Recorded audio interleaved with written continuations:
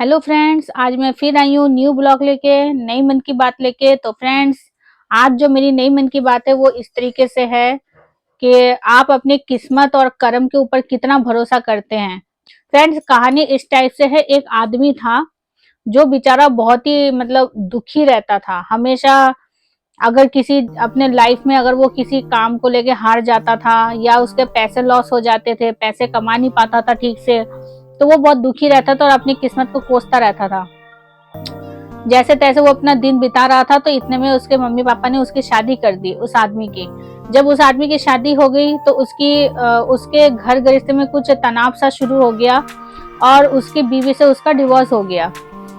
जब वो डिवोर्स हो गया तो वो बेचारा बहुत दुखी हो गया। वो क्या अपने मन में से ये वो सोचता रहता था हमेशा, यार मेरे साथ इतना गलत चीज क्यों हुआ, मैं इतना दुखी क्यों हूँ जिंदगी में। मेरी तरह मुझे नहीं लगता कि मेरी तरह कोई दुखी होगा इतने जिंदगी में, शायद भगवान मेरे ऊपर खुश नहीं है। वो इस तरह की हर चीज की नेगेटिव पॉइंट को वो हमेशा सोचता रहता था, भगवान को कोसता रहता था। भगवान को बोलता था कि भगवान, तूने मेरी किस्मत में कभी सुख लिखा ही नहीं है, मैं हमेशा दुखी ही रहता हूँ, हमेशा मेरे साथ बुरा ही होता है।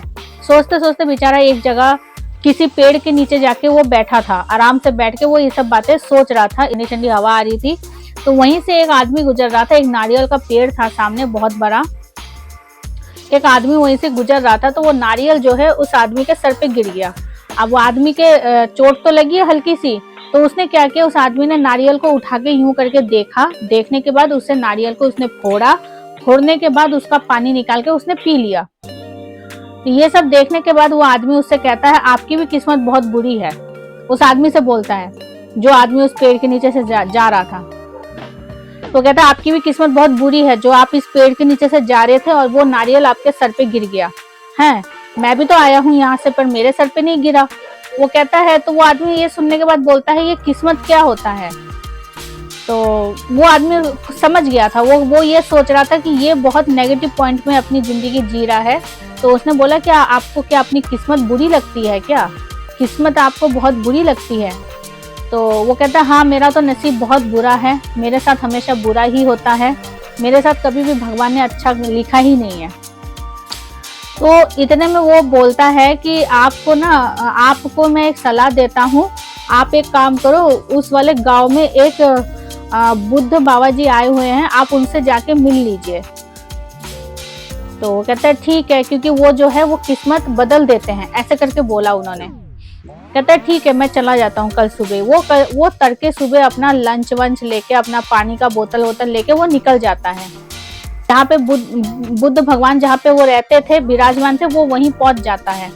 इतने में वो जाके देखता है कि एक आदमी बाहर खड़ा था, महल के बाहर खड़ा था, और अंदर से राजा जी अंदर से बाहर आ रहे थे। तो उसने देखा, कहता है, ये राजा जी यहाँ क्या कर रहे हैं, ये तो बहुत बड़े राजा है, ये यहाँ क्या कर रहे हैं। तो उस आदमी ने बोला कि ये ना बहुत दुखी है अपने लाइफ में, तो ये बुद्ध बाबा से मिलने आए हैं। कहता है, इनको किस बात की दुखी है, ये तो राजा है, राजा को भला किस बात की दुखी है, राजा के पास पैसों का आभार खजाना होता है, राजा हमेशा राजा होता है।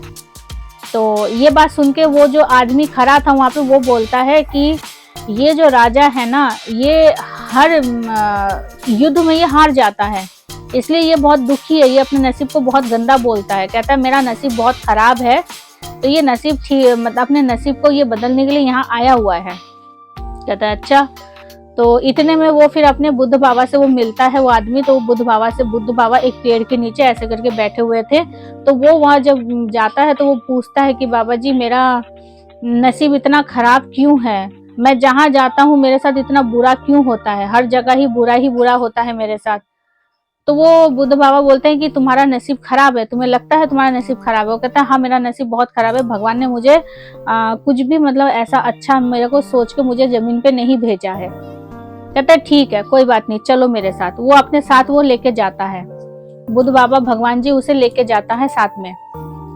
बीच रास्ते में एक भक्त और मिल जाता है उनको।